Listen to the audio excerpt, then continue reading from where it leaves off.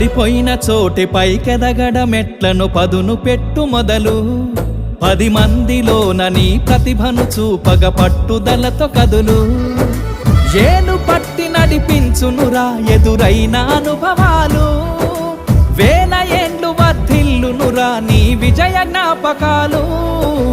రాదురా ఏ విజయం నీ కోసం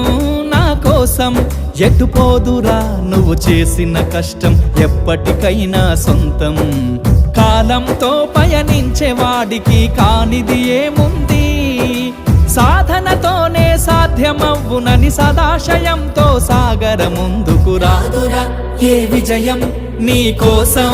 నా కోసం ఎటుపోదురా నువ్వు చేసిన కష్టం ఎప్పటికైనా సొంతం